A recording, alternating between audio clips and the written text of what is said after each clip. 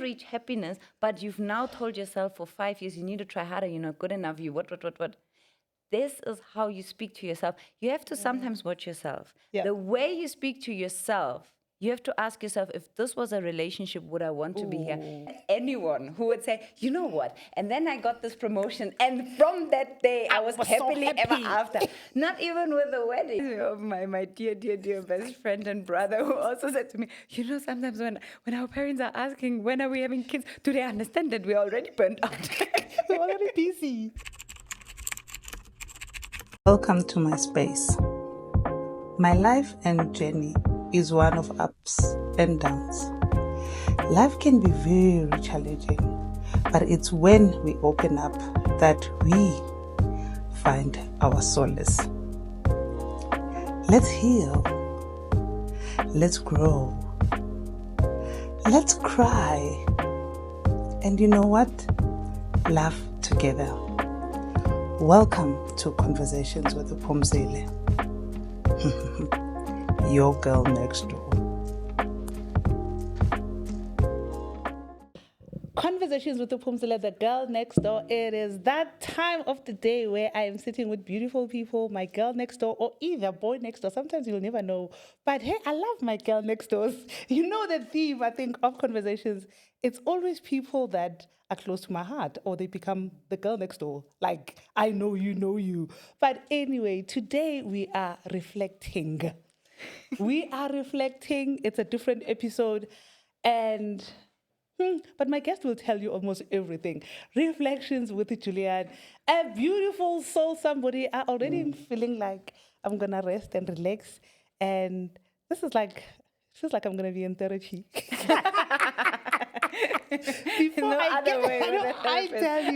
Before I get too excited, remember to like, subscribe. Guys, please hit that notification button so that when the new episode comes, you just know that it has landed. I don't have to remind you. So let's welcome my guest, Julian. Hey, baby. Good to see you again. Good to see you on the other side. We were on the other side where I was like, okay, help me, I'm here. So today you're in my studio. I feel like Julius. Welcome to my studio. And I still remember when you arrived at our farm for the retreat, what stood out for me was your smile. Oh, thank you. And the fact that you're still carrying that, it's so beautiful and refreshing to see. Oh, thank you so much for joining me. Yeah, it's lovely being here. Sure, I think we spoke about what we want to talk about today. And I think I love how you wanted us to set it up. And we normally talk negative in general. Our topics, we want to move from negative to positive. Yeah. But not from positive whereby actually this is possible, where you get to a moment where you feel good enough. Yeah. Because most of the time we discuss, I'm not good enough. Oh, I like this. But today we are talking about that moment of getting to a point whereby you feel it, you feel good enough, and you can say it. Because I think in my life, I've always felt, I'm not good, I need this, I need that. But I'm glad that we're going to be reflecting on that. Definitely. Sure, but before we go deep, who's Julian? Why are we reflecting, Julian? Why are we reflecting with you as well? Who are you? Yeah, that's a really, really good question. And maybe it takes me to what you just said. Yes. Because Reflect with Julian is obviously the business I've started during lockdown. Okay. When I was at rock bottom. It was in a park in Johannesburg, and always when I pass there, I still think of the time I really thought everything had just crumbled around me. There was the pandemic. In the job I was in at the time, there was no future. So I was leaving the job in the management consulting company. My family was in Germany, but I didn't know, should I go there? I had just got my ID, and I've always wanted to live in South Africa. And it really felt like everything was against me. At the time, also, a person I really, really loved, and we ended things, and it was just this hard feeling. Sure. And I remember day after day after day, I just sat in the park, and I thought to myself, everything you lived for, everything you were trying to build, everything that was important is no longer accessible or was just removed from your life. And just like that. It happened fairly quickly. Very quickly. Like, okay, a few weeks. And it's like, But you can't tell me you expected COVID, right? no, sure. And it was so interesting because I had to sit with the question, who am I now that all of this is gone? Sure. Who am I? What is left? Sure. It was the hardest and most beautiful time of my life Sure. because I realized everything I thought I was just what I was doing, what I was pushing for, what I was trying to achieve, all of those batches of success. All of it. That's what I had created to be Julian. Yes. Then. And in that time when it all fell away, I had to dig a little bit deeper, what else is there? And what I found was actually a person who learned to enjoy the day again, learned to enjoy the sunsets, the sunrise. You know, the sunrise is my logo because that got me through. Sure. My So when dad you used wake to up in call the me. morning, you're I like, didn't wake up during those days. My dad used to call me and used to say, Juliane, it's early. If I were you, I would get out of bed and I would try again. oh, wow. And like my dad and I, we have a beautiful relationship, but it's not that deep and emotional most of the time. But he sent me an email at the time. I think it makes me emotional. I think I only ever received 2 emails from my dad that were emotional. Shoo. And he said, Julian, what you need to understand is when you're in the dark, you won't see the light. But you need to move somewhere where that you you will can get see. better. And that was the time when I realized who is Julian. And I think what I found Sure. was a person who wanted to enjoy life again. Wow. A person who wanted to do things, who wanted to create, who wanted to build. But And first then, and and foremost, now from here, from yourself, Yes. not from your CV, not from everything that you've built before, then you found you. and none of that was accessible. And then I asked myself, and then what am I all about? And I Yes. realized What do you have I'm to about offer? people. Yes. Okay. And the Sure. connection. And that's when I Started. Yes, that's when I registered my therapy business. That very same month. Sure.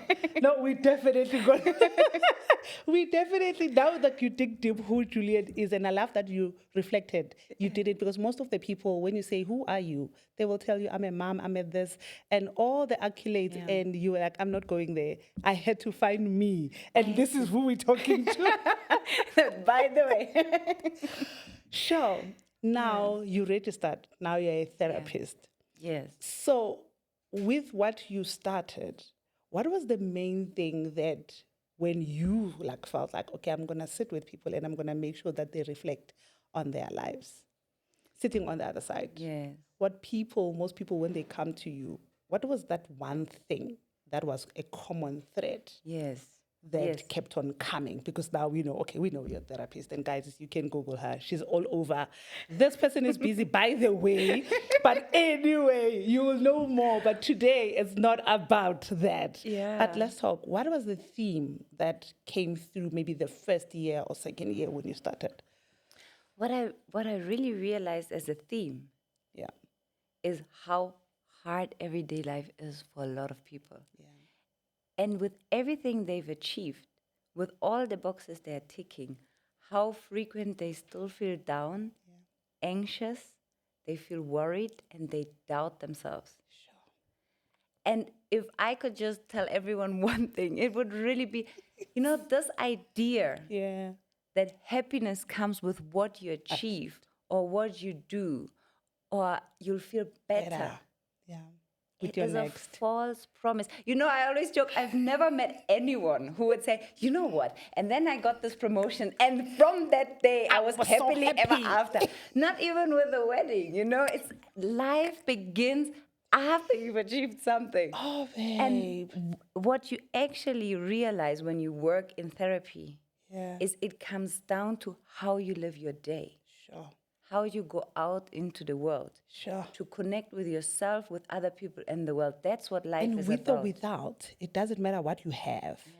Yo, Julian. To some extent, what is good to know is when you live in utmost poverty, it weighs you down, it affects your health. We can't deny the fact of systemic racism. Yes. And then money helps you out of that A until bit. you're stable. The moment you're stable, more money doesn't help your help. health, doesn't help your mental health, doesn't help your happiness. It just That's when gives you have to dig deeper. And that is one thing I've learned working as a therapist in South Africa. Yeah. That is the disconnect. Because for a lot of Black young people, their parents try to clear the way to economic opportunity. For us. And then they reach that, and And it's suddenly still they not sit in enough. my office and they can't stop crying. I had a client like that the other day. Sure. Walked me through her CV, all of the achievements. Halfway through the session, she could not stop crying because of the loneliness, the sense of being fatigued, overwhelmed, worked out, completely misunderstood, and the sense of being lost because I've done everything I was told. To do. And that I can be this, I This is can how be I that. feel And now. I still feel like this. And where do you go? You can't go back to the family that worked so hard to make this life possible for you and tell them, by the way, now I'm depressed. Yeah. Shoo. Because Because you now look they see you ungrateful. with everything that you have. Yes. It's like, what are you depressed about? That's all we ever wanted. Yeah. And you have it, and you come home and you want to cry. So a lot of people then feel isolated Sure. from where they are coming from. Sure. Before we even go deep, because I want us to also step by step talk about this. Because when we pull it all together, depression, anxiety, loneliness, I know I might miss something. But let's start here. The phrase feeling good enough. Yeah. What does it mean to you personally? So that possibly maybe we can get to understand, to say, with everything that happens in life and the feeling of not good enough. But when you say you are good enough with who you are at that moment, at that time, Yes. what does that look like and feel like? For me, it means I want to spend time with myself. Okay. I believe in this concept of self-friendship. Oh, yes. It's a beautiful book that my mom has on her bedside table, which she has grown, by the way, beautifully over the past years. Yeah. Befriending yourself and feeling good enough then is like, if you were your own best friend, how would you treat yourself? How would you speak to yourself? But also, what would you do with yourself? With you. And you would literally say, if it's about your friends, Sure. you just want to spend time. And relax. Because you say when you go to your friends, that's therapy. Yes. So if you are with you and you feel like that, who? That is for me that sense of being good enough. Sure. You're taking me back to, I think, me as a young person. Yeah. I always had, I even told my mom the other day, I always had a lot of friends. And I didn't know where did that come from. Yes. And I'm glad that we're reflecting today and sitting with you because for the first time, after I turned 50 last year, and I celebrated myself for the first time this year after graduating and all that. Celebrated yourself For the first time. Yeah. 11th April last week. So I think this was for me a good connection when you're saying good enough. For the first time, I know that feeling. Yeah. And reflecting and then going back when I didn't feel good enough when I came to the retreat because I was like, I decided to leave a job, then what? Yeah. I had that, but I realized so many things that I was doing for everybody else and not me. And for the first time, I understand that. So this, you spoke about this phrase, false promise of achievement. Yeah. Because for me, yes, I've been wanting the next qualification because I wanted this job, I wanted this. I've always been chasing, and everything that I was chasing, I never got until I got my last degree. And by the time I got it, I even left the job and I'm doing me now, talking to Julian. Which is crazy, right? Which is crazy. Like, that moment when you've achieved everything and suddenly you don't want it or need I it don't have a anymore. 9 to 5. I don't even have a plan of a business and all that, but all I could give is me. So take us a step back about people and achievement and always what. I know you touched on it as people that come to you. But what is that, where you feel like you've achieved? Why do we spiral on that false promise? Because it's a race without a finishing line. Yeah. People that seem to you like they've achieved it all, they've got it all, they still doubting yourself. It is a lie that any success, any achievement, any promotion, any relationship that looks great to the world out there will give you a sense of being good enough. Happiness. That does not happen. I always like to compare it as like nearly two leathers in life. One is the leather of accomplishment, achievement. That can give you financial stability, opportunity, unlock some luxuries. Yes. But we think at the top is happiness. So we climb it, but we never reach happiness. So we think, well, that means I either didn't do this right, Yeah. or I need to try harder. Sure. So what you're telling yourself along the way is, you're not doing this properly, you need to try harder, others seem better, so meaning you're not good enough, you need to climb even more. Yeah. And You when do- we start doing that, Julian, then we put so much pressure. These sentences live inside you. You don't reach happiness, but you've now told yourself for 5 years you need to try harder, you're not good enough, you what. This is how you speak to yourself. You have to sometimes watch yourself. Yeah. The way you speak to yourself, you have to ask yourself, if this was a relationship, would I want to be here? I'm telling you, I lived years of my life starting my day thinking, oh, now you've already overslept. Oh, there's so much to do. I wish you were through the day. And to some extent, I thought to myself, if someone would speak to me like this, waking up next to me, I would even call this abuse. But I'm doing this to myself each and every day. So that's the realization that the ladder that you need to climb that will actually get you to happiness is a ladder of how you do your day, how you live your relationships with yourself, with others, how you actually find joy Sure. in everything you do. Man, do you think we are living in a burnout generation? Look around. Everyone like, I'm tired. I can't do this anymore. Everybody's asking this of me. And we are. And it reminds me of my dear best friend and brother who also said to me, you know, sometimes when our parents are asking, when are we having kids, do they understand that we're already burnt out? We're already busy. You know why I think we do? Yeah.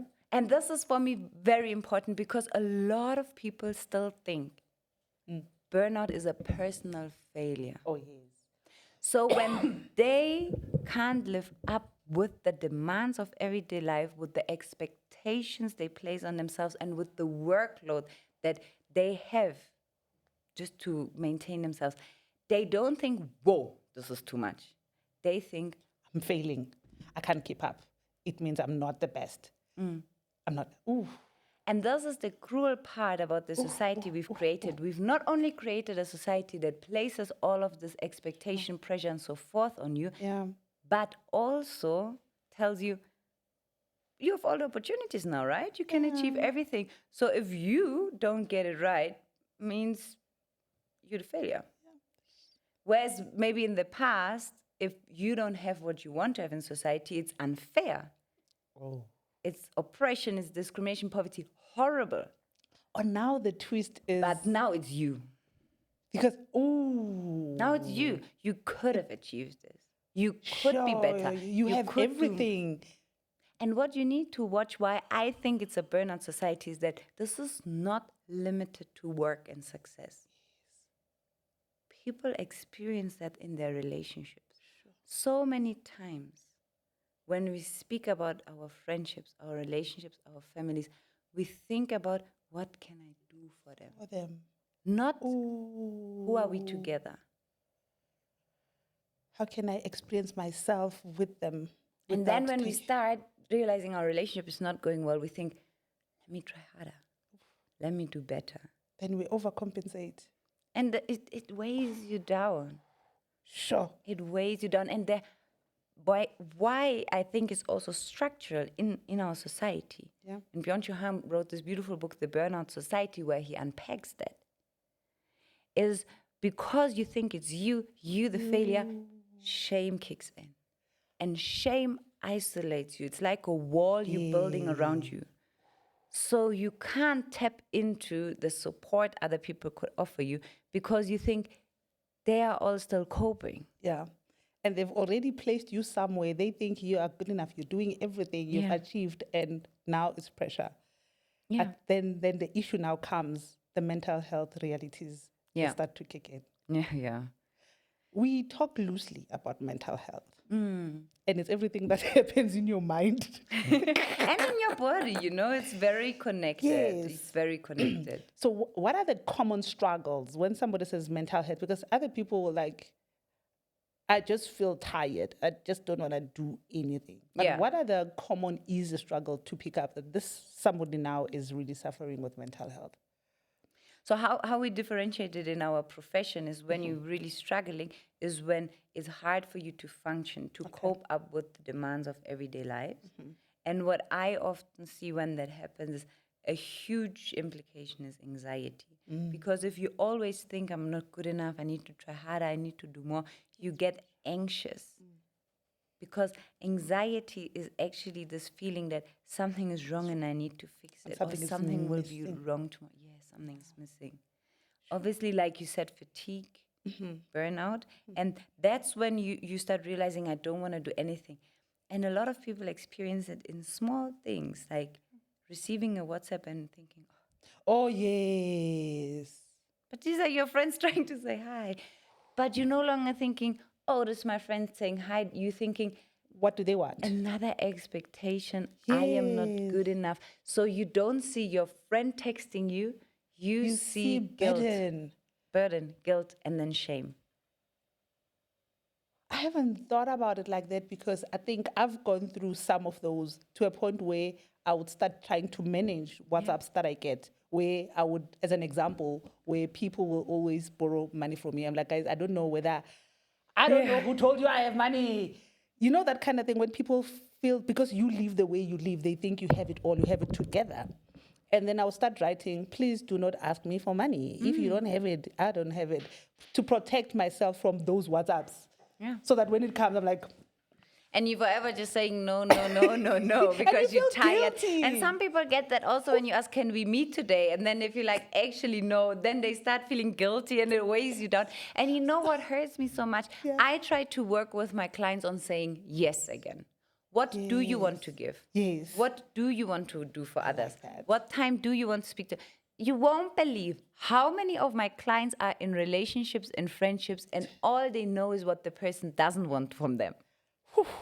Because we put ourselves under so much pressure that it's even hard for us to say, I would love to see you on Sunday. We say, I can't do today, I can't do tomorrow, this and this is hard. So that is why it's really, it weighs you down. Guilt and shame are massive. And I think they are the biggest disruptors to our relationships. And a lot of us everything withdraw not because we don't like our friends, family members, or lovers, but because we think we should be better or different for them. Sure. That is. So it's anxiety, burnout, then it impacts relationships. True does. It impacts But how also we it love also because we think impacts we need to do something all the You, time. because you Yes. find somebody who has everybody, who has everything, but within the midst of you have work, you have family, you Yes. have friends, but they still feel Very isolation alone. and loneliness are massive. And often people who have others around them still feel lonely. So that's the other thing that we're seeing. And then also interestingly, it shows in perfectionism, but it doesn't help people to produce perfect outputs because you now have pressure, you want to be perfect, but then you start procrastinating because you're scared you might not be perfect. Yeah. Or you have so much self-doubt and imposter syndrome I that was you're about to say. struggling to focus on the work, you know? Yes. Because if you have a task at hand and all you can think about is, will I get this right or am I good enough? You'll make silly mistakes at the end. Yes, because you've already now putting pressure on your brain is not relaxed enough to even think beyond. Yeah. Or even if you don't know, I think we also spiral in this thing. You want to know now. Yeah. Even if like somebody's asking you, actually you can say, I don't know, and you can just easily go figure it out. Yeah.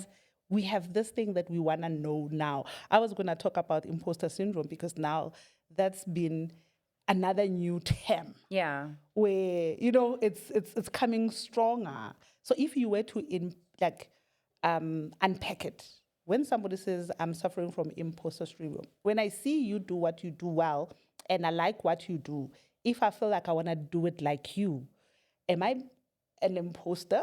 Do I feel like that, or do I see something good? Or it's because I think, oh, she's doing it better than me. Like you say, it depends on what it wakes up inside you. If it wakes up an excitement and inspiration and motivation to explore this together, to talk about it, to grow, then there's just excitement. Yeah. And learning But from when others. it wakes up that feeling that, why can't I do this? Why can she do it better? And often people also feel, I can never do it like her, no matter how hard I try. That's imposter. An imposter is this internalized idea that you first need to achieve something, be good at something be better at something before your life can start.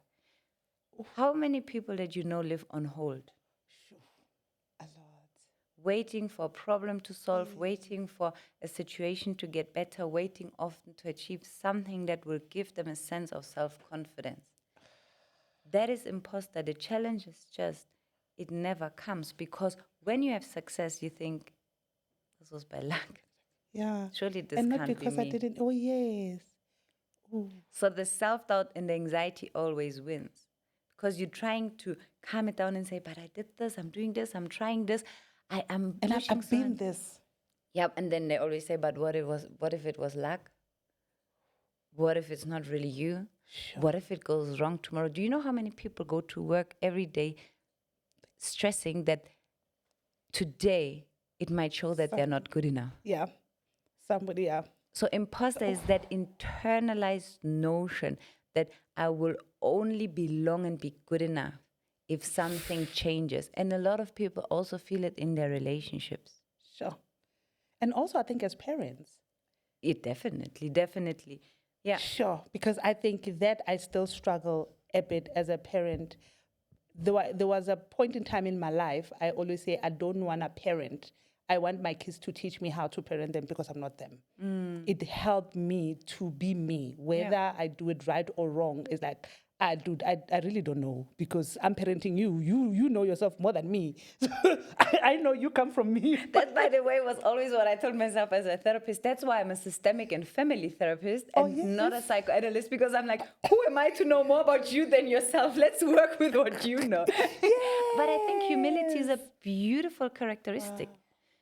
With parenting imposter shows, one thing you can check is how many people do actually enjoy their kids or time together.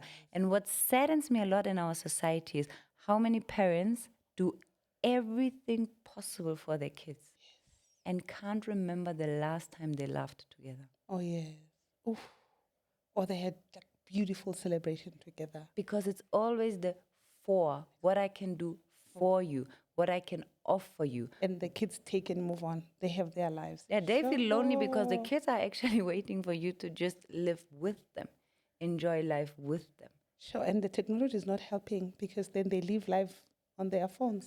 And also what you need to understand, why it's generational, and in my line of training, we call it generational wins. It comes down because as a child, what you then observe is you think, okay, to be a parent, to be in a relationship, to have friends means I need to work myself to the ground.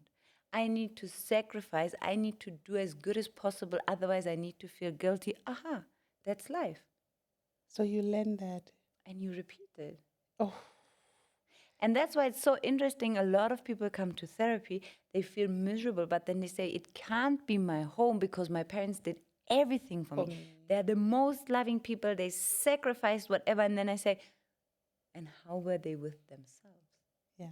Did you see your mom taking a break? Because that's where it all began. And then they realize, no, actually. my mom never took a break. My mom hardly had fun. My mom didn't have friends. My dad didn't realize that it wasn't just about what he brought home, but also the mood he came home with that mattered. Oh. And then you repeat that because you think that's what relationships are about.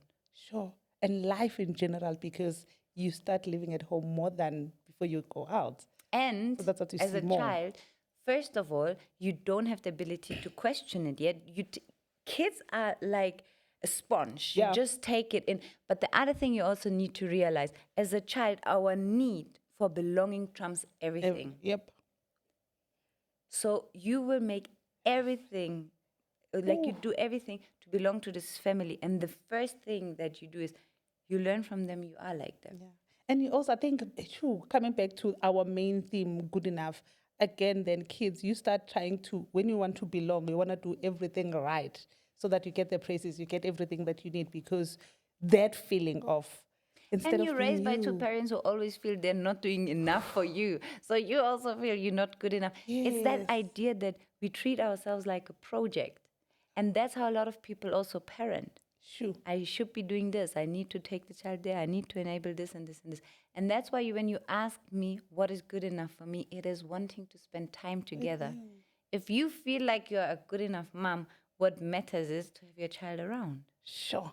Full So I stop. guess this is where, when we talk about childhood traumas, where Yeah. one, the self-worth that you didn't feel when you're still at home, when you're still young, actually you will then continue to be that person. It's until you need to sit down and reflect. And I love that you're saying self-worth. Yeah. Because it is not self-confidence. Self-confidence is how good we do what we're doing.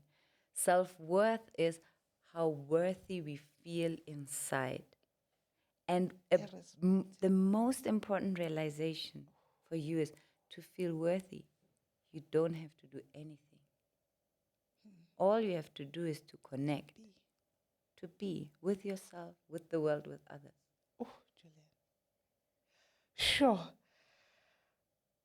You know, I'm going back. You know, with whole the childhood and conditioning. I don't wanna go. I don't wanna talk about me. But as we, But it's closely linked. It's It's very closely linked because you So also much. had to work through that journey. yes. Hence, when I came, remember the book that Exactly. Healing from the Mother Wound, where those kind of things, that how my childhood was really shaped because of wanting to be good enough to feel. I also love that how it shows in different life stories. For some, it's this idea that the parents put pressure on them to achieve something in society that they never had, which is also linked to systemic historic racism and oppression. For others, it's this idea that the parents are deeply convinced that a good life is only possible if you achieve and you have success. And when you work hard. Yeah. Exactly. And for others, it is that the parents sacrifice themselves. You know what is hard for a lot of kids also? What makes them feel not good enough is whenever their parents look at them, they feel stressed. And a child picks that up. Sure. So also that's beautiful in also the work you're doing with the mother wound is that it shows in different ways. And what's important is then to look back and say, I was a child back then. I didn't know. Any better. I couldn't do any better. I was trying to belong. But now I'm a woman. Yeah. And in a therapeutic context, a lot of the work we do, and we also do it at the retreats, is to go back to that younger child that we were. And I love also that And play, meditation yes. where take yourself out. Yeah. Bring that child out of trying to be something and just be again playing. That's why also it's so interesting. The opposite of depression is play. Sure. Doing something for the sake of doing it. Sure. Now I know. And we forget that. You know, kids are so good at that, and we forget that. Actually, it's you just need to be hype and be free. Yes. Not wanting to do anything. Exactly. Sure. Lovely. You know, you spoke a bit about the two letters concept. Yes. I want you to give it to me slowly. Not from your intro. You know, that can you break it down for us? Because as much as we understand why achievement always feels like it's quality, it's something beyond if I get there, which we never get there anyway. So maybe just unpack the two letters slowly. Yeah. So the first letter, which is this achievement letter, this idea that I'm a project, and if I get it right, I'll feel better. Yeah. Is this idea that if I tick all of the boxes, I will feel happy. I will have the life I ever wanted. Yeah. And what the world tells you is important is first and foremost, of course, economic success and financial success. Then it also is often related to how you look, how you control your body. Yeah, that's often how it's also linked to athletics. We have to go to the gym. Run, beer. Exactly.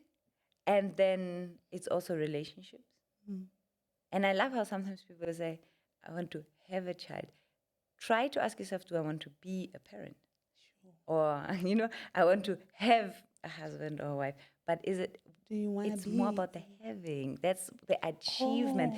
That's why my favorite author, Elizabeth Gilbert, also said, I never realized that, a wedding was not what it was all about. It was the starting point of a marriage. Oh, So many of us think the marriage is the wedding day. Yes, and that's why you want to achieve do it. all of it on the day of the wedding, but on the other side. You know why I want you to repeat it? Because I feel like there's things that we see a lot on TikTok, we see a lot on Facebook where people write, positive affirmations and stuff so much that there's small things like that where why are you not feeling enough when you have everything that you have? And the thing about the positive affirmations, they can even backfire because they also, even if you tell yourself positive affirmations, I can do this, I got this, I'm amazing, I'm beautiful, the question still remains, who are you when all of that crumbles?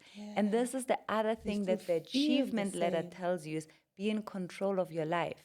Be productive, make the most out of your day and look good while you're doing it. And the horrible part about modern society is one part is no longer good enough. You're not seen having an amazing identity by others and by yourself if you're just an amazing mom. No, you also have to, and also, and also, and also, and also. And by the way, you have to try the new recipe for the best banana bread, which I know my sister makes a better one anyway. And she knows. But this is the achievement ladder, and that's why it never stops. Because if you attend to one achievement, you drop the ball on three others. So you're always catching up. Sure. You're never good enough. And these praises, do you think also the praises, like with self-worth again, when, like you come with a new car and people go like, oh, wow, you've made it, you've achieved, and it makes you feel good. Does that also maybe add into... How long does it make you feel good? At last. That's the question you need to ask yourself. It's cheap dopamine. It's cheap dopamine, and the other way, where we know cheap dopamine from is also from addictions, right? It makes you feel good. It's at the time momentary acceleration that is followed by an emptiness in your gut the next morning. A lot of people, I always explain, it's like you wake up with a treasure box. Yeah. That is your self-worth and it's empty every morning. Sure. And you go out into the world and you try to fill it by achieving something else. Proving you something, making sure the world gives you the feedback that you're good enough. And you need to let go of that because you cannot find a treasure, put it there and keep it. You can only find beauty in the box, in seeing the box as it is. And that's the other ladder. And that's why I think instead of positive affirmations of how amazing we all are, let's rather focus on how much do we enjoy being with ourselves. And this is the other ladder that actually brings you joy. And that for me was a life changer. When you feel like everything I wanted or everything I've tried is crumbling, all you have left is the moment. But it's a horrible, and always when people come to my office in therapy or to the retreat and they cry and everything they lived for, their relationships, their achievements, everything feels gone.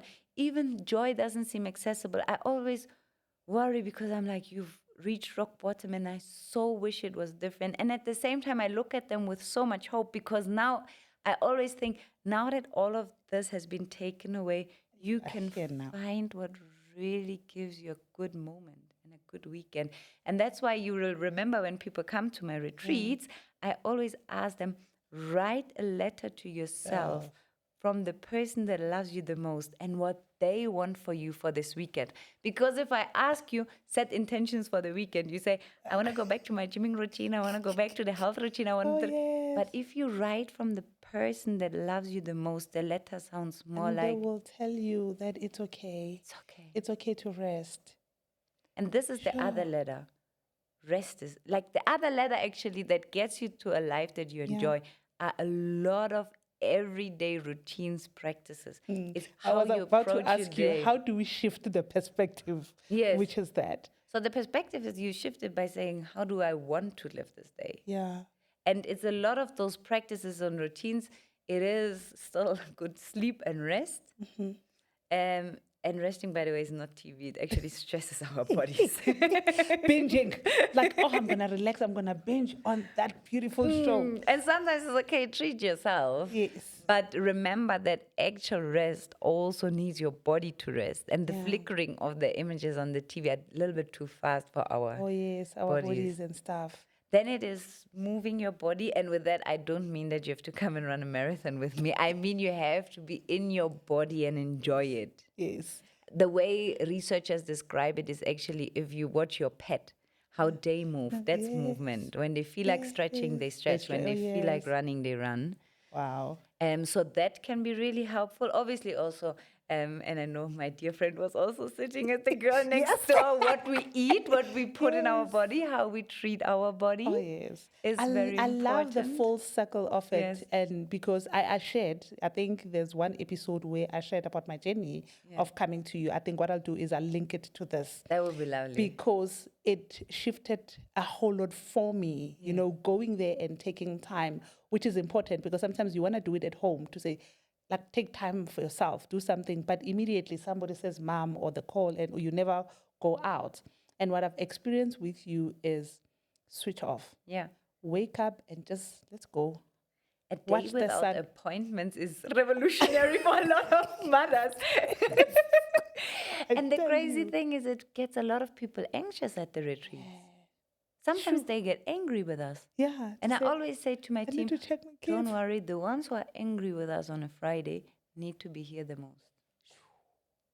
And they are the ones who on Sunday, they're like, thank you. No, go. It's like, oh, I feel so free. I feel so relaxed. Now it dawns. But you know what I also love about the retreats, and you'll also remember that it's the community. Yes. And back that's building. also important for how we feel about life is being with others. Yeah. Feeling rooted, feeling a sense of belonging. Yeah. And what's also on the other ladder, the ladder that actually gets you to a life that you want to live, is those small moments that you can enjoy and cherish. And I have a dear friend who he can just enjoy things. And I love this about him. Yes. Yeah, you know, I will never forget that it also shaped me as a person. I once read an interview of a mom who had lost their daughter in a horrific accident in Germany. It was a heartbreaking interview, but when they asked her, what do you miss? Who was your daughter? Then she said, my daughter loved colors. She loved patterns. She just loved life so much. And I thought, is there not a more beautiful testimony to say about you than to say, you loved life, and that's why I love to be in your space. Yes. Ooh. And just simplifying it like that. Yeah. Sure. Julian, before I let you go, because I know our time today, Also because I was late, apologies, I'm the worst German. I'm like, I don't follow soccer, I'm never on time. oh my word. How can you, like quick tools, when somebody says, okay, be your own friend, Yeah. a quick tool to say, how can one make sure that it's not just a phrase to say, befriend yourself? Yeah. What could they do at least religiously almost every day to just try have that friendship moment with themselves? You know what's important? Yeah. It's accessible to everyone because we all have love inside us. Okay. And we can all befriend.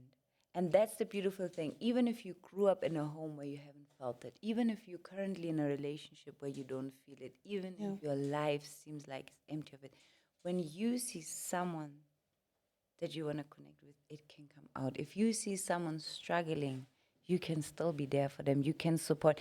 Even if it's an animal that, you know, we take care, we show with love, we something can else. connect, all of us. So the shift that will take place in your life is when you learn to also offer that to yourself. Because it's not a lack of the love that you can feel. Yeah. It's that sense that I don't deserve it. I shouldn't have it. I need to achieve something. I need to be needed. I need to be good enough. That keeps us. So the tool, the shift is really to ask your friend or yourself, if I was my own best friend, how would that look like? Yeah. Because I trust you that you know how it looks like if your friend was So someone it else. must definitely come from you because other people will tell you, go for massage, go therapy, do this or do that. But sometimes it might not feel like easy or accessible to you. So you need to dig deep to say, as my friend, what do I need now? And how can I give it to me? Yeah. If it means... And the other things they can help. They can help. Also, you know, there is something also about taking care of our bodies because a lot of people, especially a lot of women, a lot of black women, they live with this idea that I always need to give, Give, neglecting themselves. So all of this can help when it comes from a place of being good to yourself again. First. Not Sure. just that you can say in the evening, I ticked the box, I was at the gym. Yeah. So in closing, if somebody, I know that might be being, but in closing, how can we redefine success for ourselves? And this is a beautiful question. What we can do is look around you. Who looks successful to you? Who has a life that you actually want? So many young people come to me complaining about the job, they're burned out and so forth. And then I say, name me one person who's leading the company that you're currently working for, whose life you want. And then they are lost. Like, okay. So then I say, look, brother, who has a life that you actually think this would be worthwhile for me to have? So redefine success by really digging deep and say, what type of life would I want to have? I also redefine success with my clients by asking themselves, if you could speak to the 85-year-old you, Ooh. what would that person tell you makes a successful life? And I'm sure they wouldn't tell you a Mercedes Benz.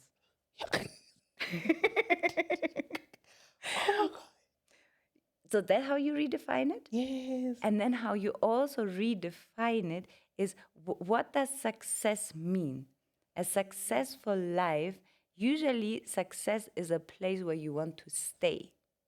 So it's creating a life that you actually want to live.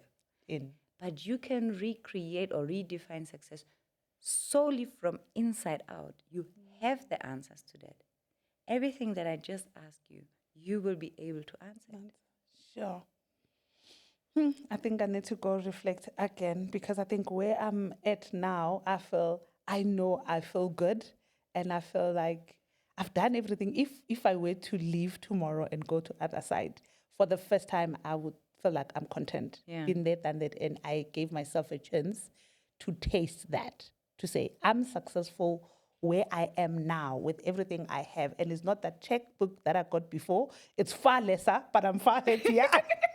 And that's what matters. You know? Yeah. That you've experienced that. Sure. And it's also beautiful that it's not a journey, like it's not a destination to reach. It's a moment. Journey. Yeah. You bring that into your life again and again and again and again.